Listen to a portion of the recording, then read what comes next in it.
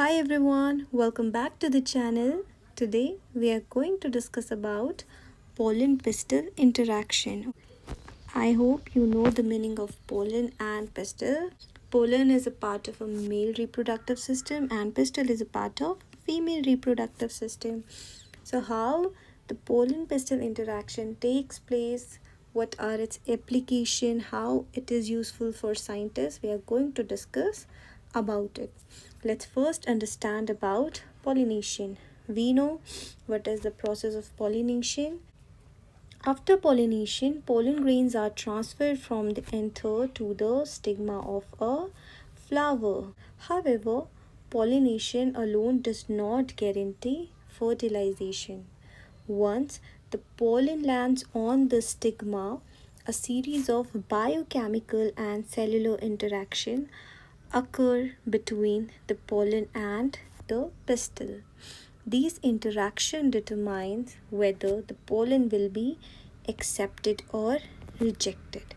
So this entire process is known as pollen pistil interaction. If we have to define this process, we will define it like pollen pistil interaction refers to the recognition and response between the pollen grains and the pistil that determines compatibility and allows pollen germination and then fertilization. So this is the structure of a pistil. Here you can see the first part is stigma, okay, second part is style, and third part is ovary, and this ovary contains ovules. The stigma is a sticky surface where pollen lands, and this style is a elongated tube connecting stigma to the ovary, and this ovary again contains ovules. Each part plays an important role in the interaction process. So what are the events of pollen pistil interaction? First stage is pollen deposition on the stigma. When pollination occurs, pollen grains land on the stigma and the stigma surface may be wet or dry. Wet stigma means it is covered with sticky secretions, and dry stigma means it lacks secretions but still allows adhesion. Okay, so what are the functions of stigma? It captures pollen grains, it provides moisture and nutrient, and it initiates pollen germination. Stage 2 is recognition of pollen. It is also known as compatibility check. So one of the most important steps in pollen pistil interaction is this recognition. Pistil must determine whether the pollen grain is compatible or incompatible. Compatible pollen means that is from the same species, and incompatible pollen means from different species or self-pollen in some plants. So this recognition occurs through biochemical signals and genetic mechanisms. What are the outcomes of recognition? When it is a compatible pollen, it is allowed to germinate, and then pollen tube develops, and lastly fertilization occurs. If it is incompatible pollen, germination stops, pollen tube growth is inhibited, and fertilization doesn't occur. This mechanism ensures species specificity and genetic diversity. Fourth step is pollen germination. If the pollen grain is compatible, it begins to germinate on the stigma. So during germination, the entire layer of pollen tube start forming a structure that is known as the pollen tube, and further this pollen tube emerges through the germ pore. And we know inside the pollen grains there are one vegetative cell and one generative cell. You can see here this is the structure of a pollen grain, and we know pollen grain contains one vegetative cell and one generative cell. So this generative cell divides to form two male gametes, right? The pollen tube carries 2 male gametes and 1 vegetative nucleus. The fifth step is growth of the pollen tube through the style. So after formation, the pollen tube grows through the style, and this style acts like a pathway guiding the pollen tube towards the ovule. This growth is guided by chemical signals from the ovule and nutrients supplied by style tissue. The pollen tube grows rapidly and travels through intercellular spaces of style tissue. And some flowers may have multiple pollen tubes, but only one reaches each ovule. Sixth step is entry of pollen tube into ovule. Once the pollen tube reaches the ovary, it must enter the ovule. And there are 3 possible ways of entry. First is sporogamy, entry through micropyle, and it is most common.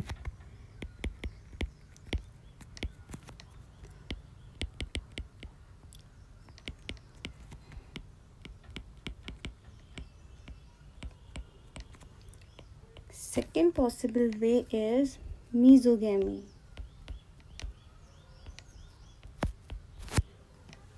And in mesogamy, entry is through integuments. Third step is chalice. Entry is through chalice. Most flowering plants show porogamy. Seventh step is entry into embryo sac. Inside the ovule, the pollen tube enters the embryo sac. It usually enters through one of the synergids. Okay, and these synergids contain a structure called filiform apparatus,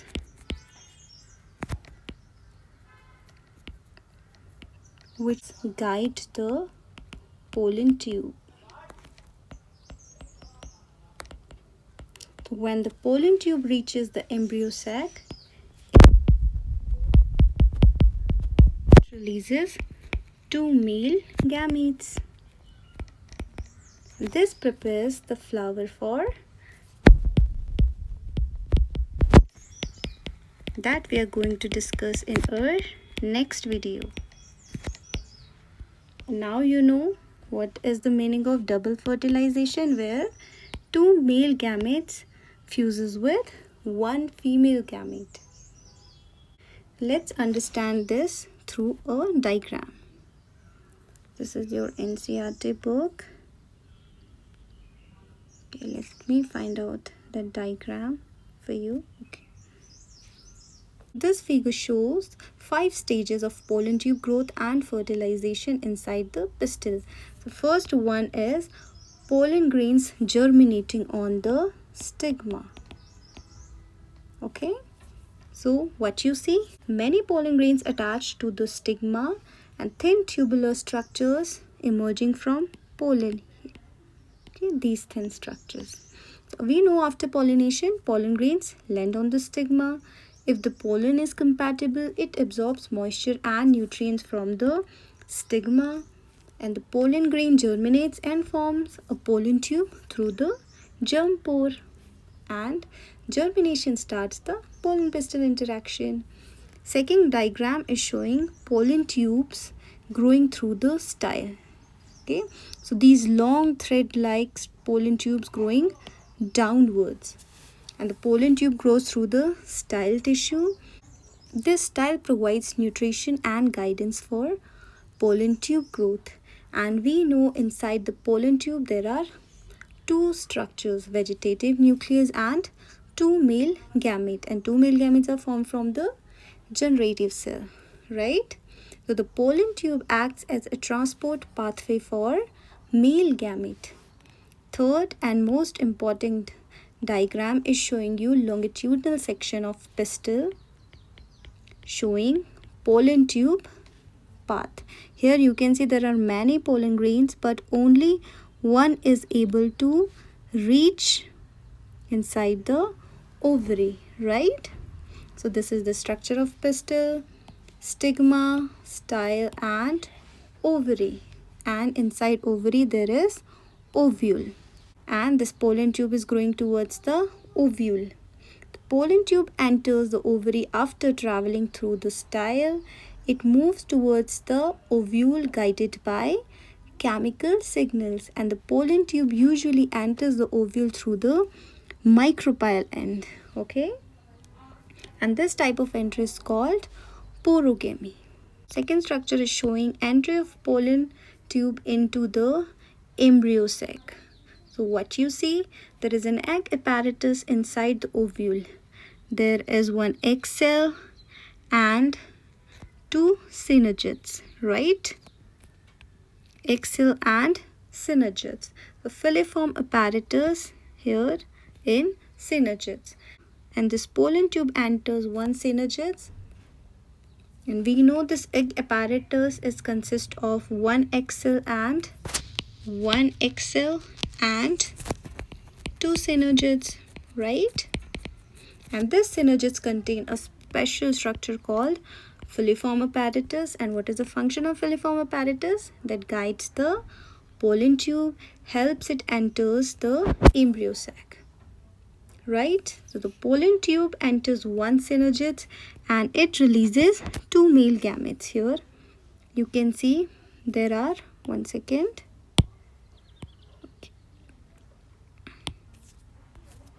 there are two male gametes, and at last discharge of male gametes, and that is the beginning of double fertilization.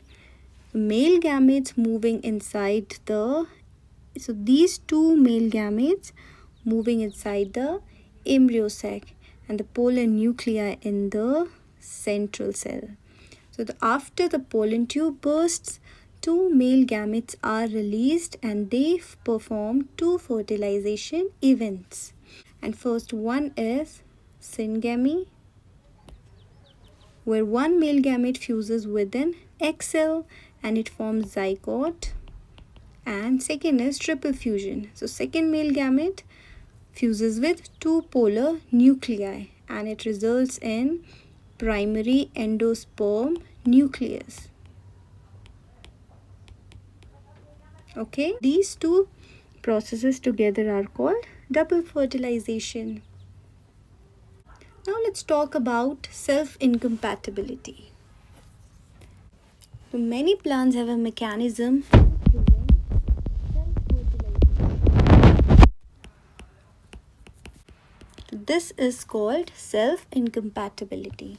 Self-incompatibility is a genetic mechanism that prevents pollen from fertilizing ovules of the same plant. Let me write it down. And how it works, if pollen and pistil have the same S gene allele, the pollen is then rejected. Rejection may occur at two stages. First, pollen fails to germinate on stigma. Second, pollen tube growth stops in the style.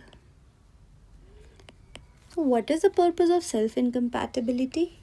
First, it prevents inbreeding, takes genetic diversity, and it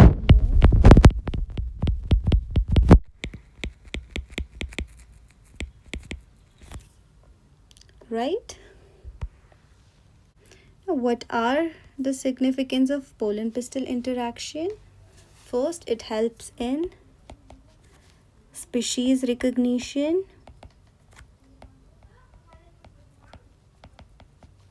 Only pollen of the same species is accepted. It prevents unwanted fertilization.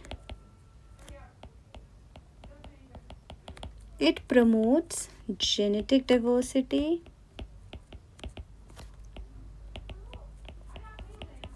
And there is successful fertilization.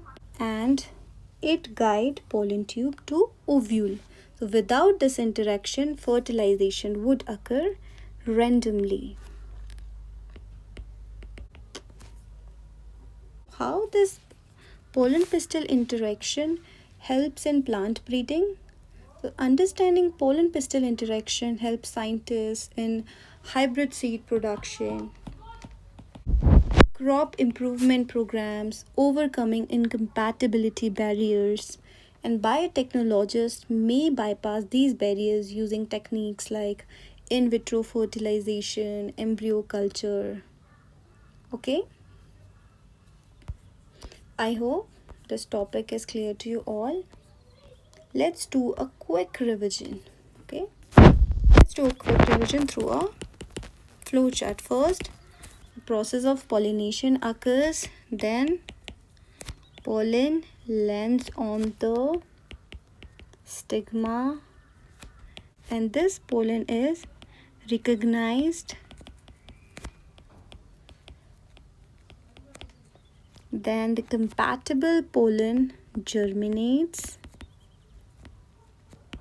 then a pollen tube is formed. This pollen tube grows through style, it enters into the ovule, and then male gametes are released, and that leads to double fertilization. Okay, that's all for today. Thank you.